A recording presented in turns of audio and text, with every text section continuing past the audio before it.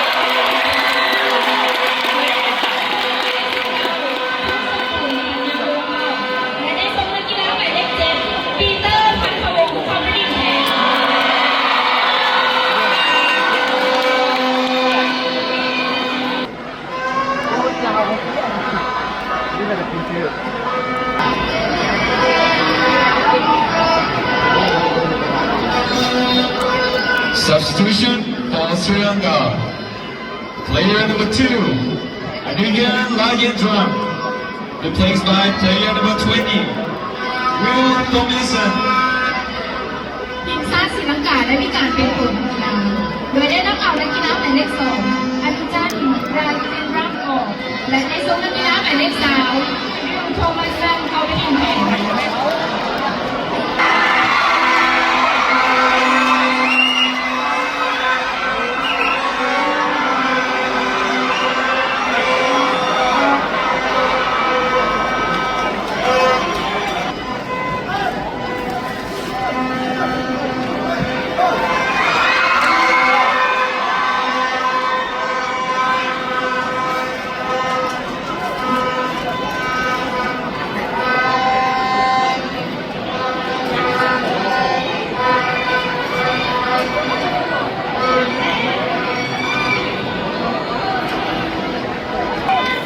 หลังจากที่ศรีลังกานำ 2-0 ตอนนี้ลาวเขาก็ได้ตั้งเกมบุกไซยูเนาะก็ได้ครองบอลอยู่แต่ว่าโอกาสที่จะยิงประตูนี่ก็ยากอยู่เนาะส่วนใหญ่ก็เคลียร์ไปเคลียร์มาได้ตามเพิ่งกลางบ่ได้วิววาปานใดมีจังหวะที่เข้าไปวิววาอยู่แต่ก็น้อยอะนะ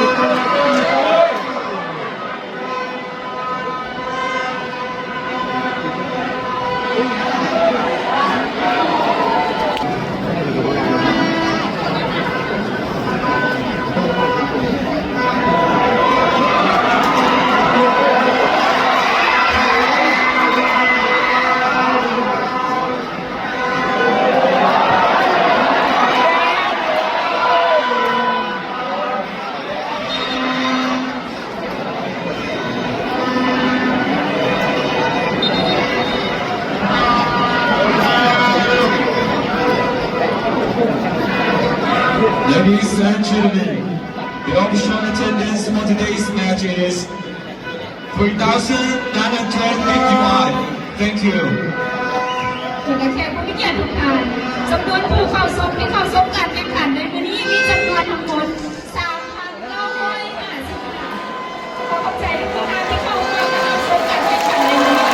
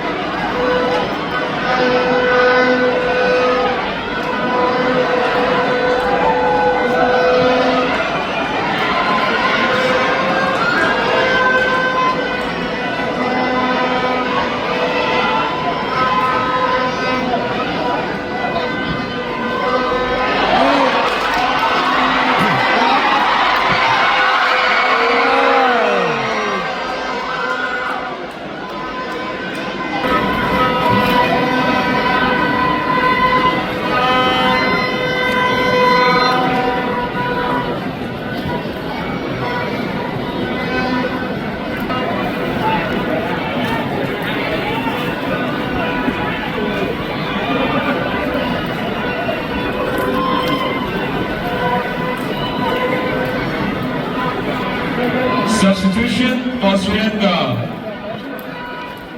Player number 18, Bharat Suresh, replaced by player number 17, Mohamed Duran. And player number 19, Jack David Hinger, replaced by player number 14, Rahul Suresh. Substitution for Laos. Player number 5, Pitawan Sumsamit, replaced by player number 22, Somilai Pimpiansi. And player number 14, CD Pusawan, replaced by player number 20, F. Vietcom. ทีมชาติศรีลังกาได้มีการเปลี่ยนตัวนักกีฬาโดยได้นำเอานักกีฬาหมายเลข 18 บารัสซูเรสออกและได้ส่งนักกีฬาหมายเลข 17 โมฮัมเหม็ดชิรามเข้าไปในแดนและได้นำเอานักกีฬาหมายเลข 19 แจ็คดาวิดฮินเบิร์ตออกและได้ส่งนักกีฬาหมายเลข 14 บารัสซูเรสเข้าไปในแดนและทีมชาติลาวได้มีการเปลี่ยนตัวนักกีฬาโดยได้นำเอานักกีฬาหมายเลข 5 เพชรดาวันสมสนิทออกและได้ส่งนักกีฬาหมายเลข 22 สอนวิไลเพชรเพียง 4 เข้าไปติดแทนและได้นำเอานักกีฬาหมายเลข 14 ซีดีพงสวรรค์ออกและได้นำเอานักกีฬาหมายเลข 20 แอนเวียคำเข้าไปติดแทน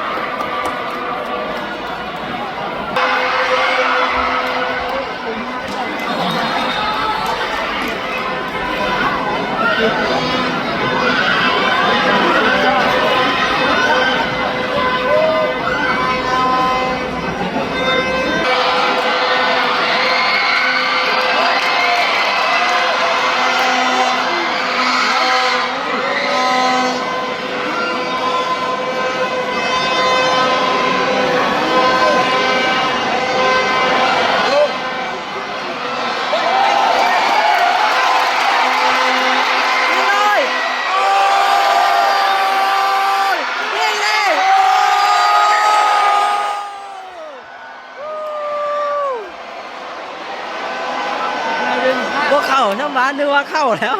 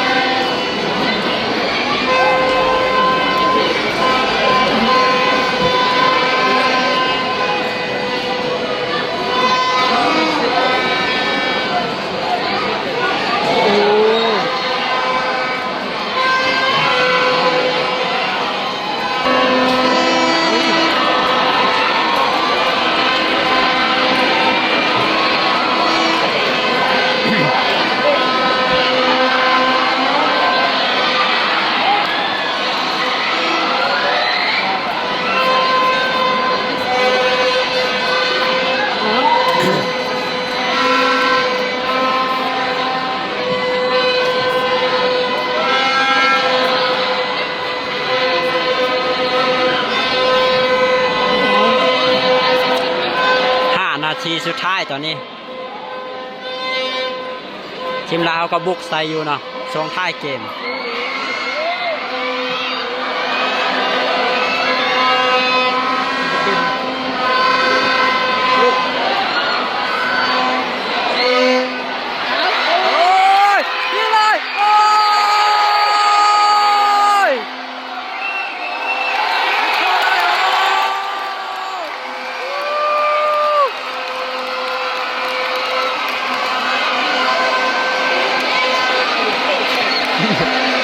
บ่ได้จุดโทษเนาะ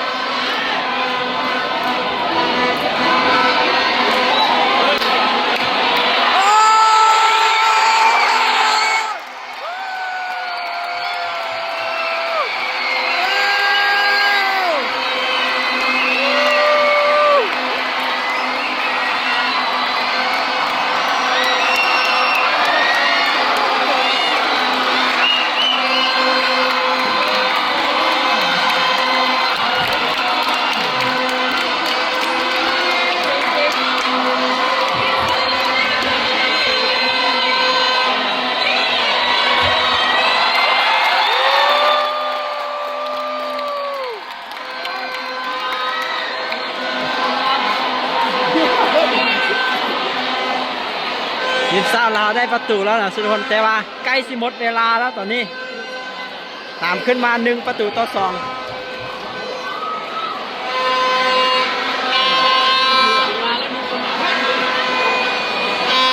บุกต่อโอ้ยได้คิกฟิกได้ฟรีคิกระยะอันตรายแล้วอันนี้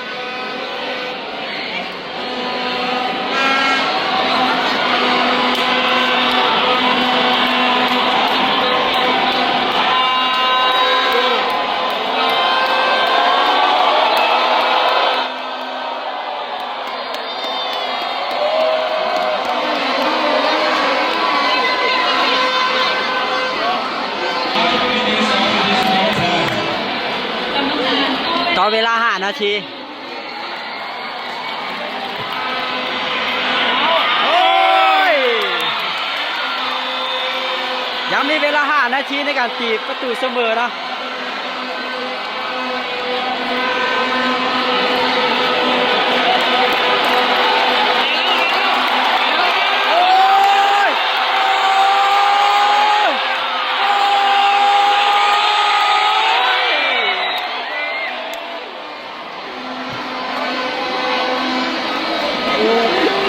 ลุ้น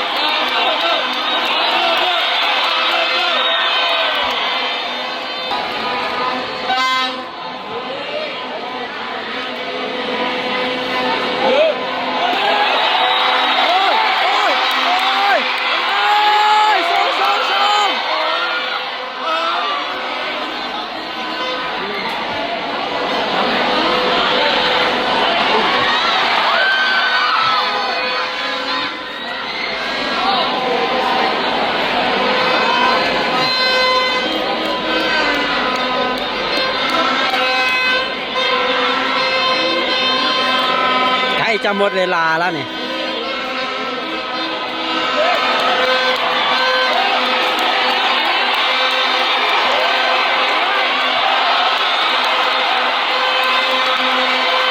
เอาเลยบุญพระจันทร์เอาเลย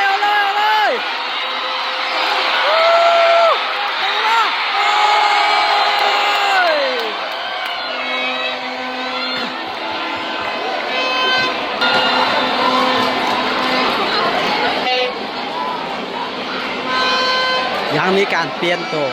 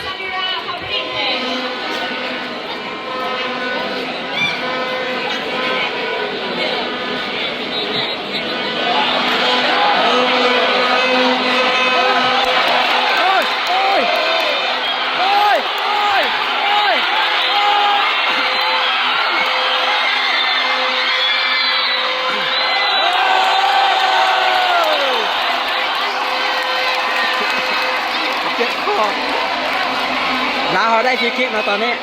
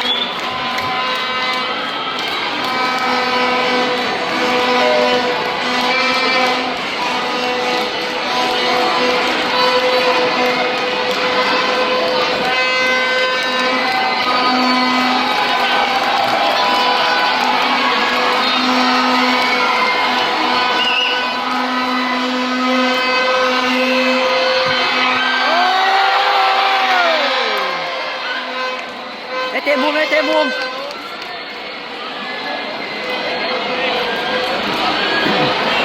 ยังได้ลุ้นยังได้ลุ้นเวลาน่าจะหมดแล้วตอนนี้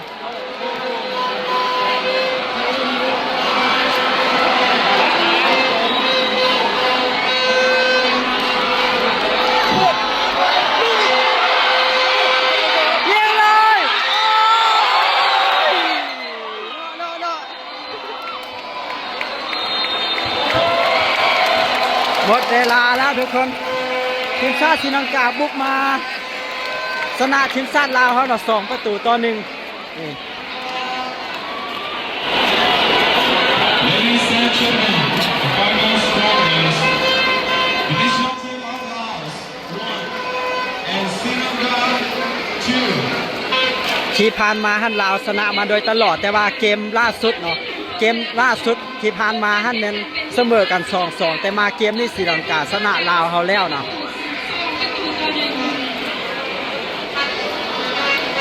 ก็ประมาณเท่านี้เลยเดี๋ยวประดินขอจบวิดีโอนี้ไว้แต่เพียงเท่านี้เนาะทุกคนนี่ก็คือเป็นการแข่งขันเลยนะมิตรภาพนะศรีลังกากับลาวได้ว่าเป็นการแข่งขันฟีฟ่าเดย์ได้มื้อนี้นะเป็นการแข่งขันแบบเป็นทางการนะก็ขอขอบใจทุกคนที่เข้ามาเบิ่งวิดีโอนี้เนาะก็ลุ้นกันท้ายเกมลาวเขาก็บุกใส่ยางหนักคือกันเนาะแต่ว่า